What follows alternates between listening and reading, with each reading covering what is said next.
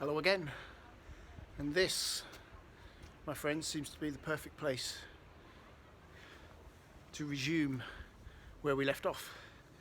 We've got quite a steep climb still to take in as we work our way up from the River Swale. We're about halfway, but we've still got a fair climb to take on before we reach the entrance to Richmond Castle. But like I said, this seems to be the perfect place to start with some more content and some more footage for you, because you get to see all sorts of stuff. Have a little look at this. I wonder who that is. The man in the wall. Looks a bit scary to me, a bit freaky. But anyway, it's still very, very quiet around Richmond today. It's a great day to be out and about. It's a great day to be exploring as well. Oh yeah. So just around the corner, up here, we're going to find the entrance to the castle. Reever's Cottage on my right hand side. And we reach this little clearing just here, Castle Walk and Tower Street. Footpaths and alleyways going off in all sorts of different directions. And then just behind me, just up there, you can see the castle. But what we'll do is we'll have a little walk down here first, see what's down here, and then we'll head back to the entrance to the castle, and I'll tell you a little bit more about what I know.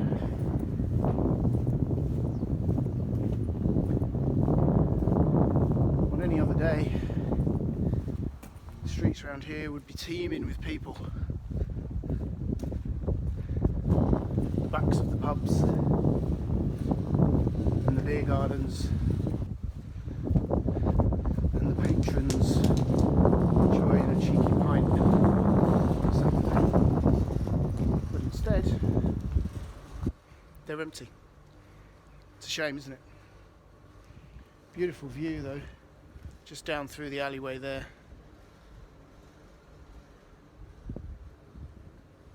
Absolutely beautiful. And then just behind me, just up there, Richmond Castle. So let's head back to the castle entrance. Wind Cottage on my right. What a beautiful place.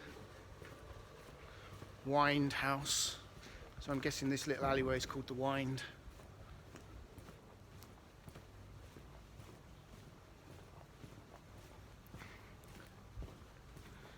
Normally a hive of activity, but today so very, very quiet indeed.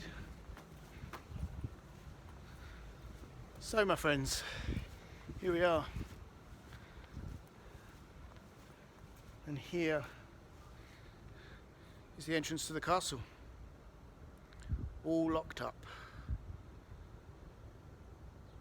with the castle tower in the distance, and you can just see behind the gates there the original gatehouse. So Richmond Castle was commissioned and built by Alan Rufus, or Alan the Red as he was also known. In the 11th century, there were additions made to the castle in the 12th century, mainly the keep, which you can see just there, which was built alongside the original gatehouse, which was the original 11th century entrance to the castle. And the castle was built and commissioned, or commissioned and built, by Alan the Red, who was a wealthy landowner, and it was built to protect his land and territories in the north of England, not long after the Norman conquest, which saw many a wealthy person and landowner lose their land. So Alan the Red was so protective of his land and territory in the north that he built Richmond Castle to help further protect his riches in the north. Now, rumour has it as well that the original 11th century structure of the castle was built on top of a secret cave or cavern which contained the elaborate tombs of King Arthur and his knights.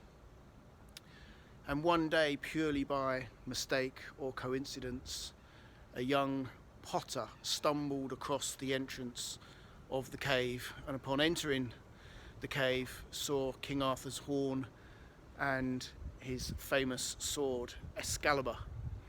And out of curiosity, the potter lifted the sword, only to hear the noise of soldiers and knights, and the tomb started to open up.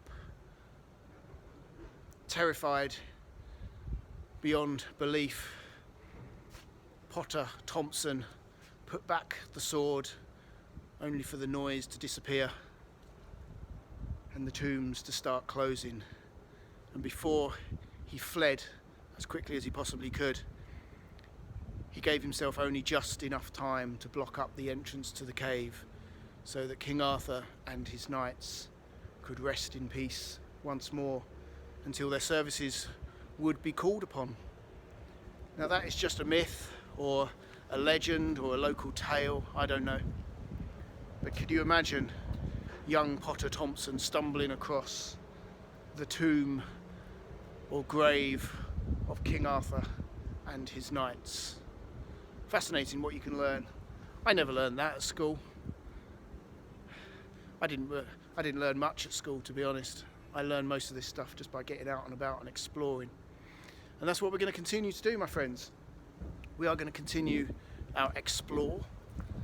We are going to now head back down towards the river, and we are going to follow the river path, and we're going to make our way through to the old Richmond station built in the Victorian times.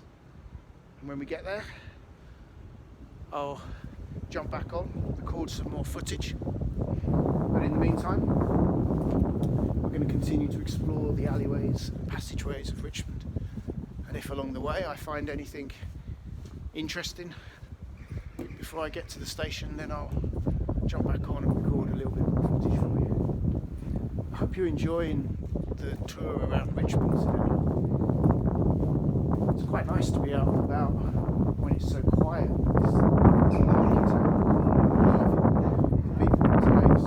It's very, very quiet indeed, so it's a great opportunity to explore in peace, apart from a few barking dogs just down there by Tony's tattoo and piercing parlour. So I'm going to head off, guys, just leave you with one last look of the castle, and we're going to walk around the base of the castle walls and find our way back down to the river, and let's see what else we can find on our way. So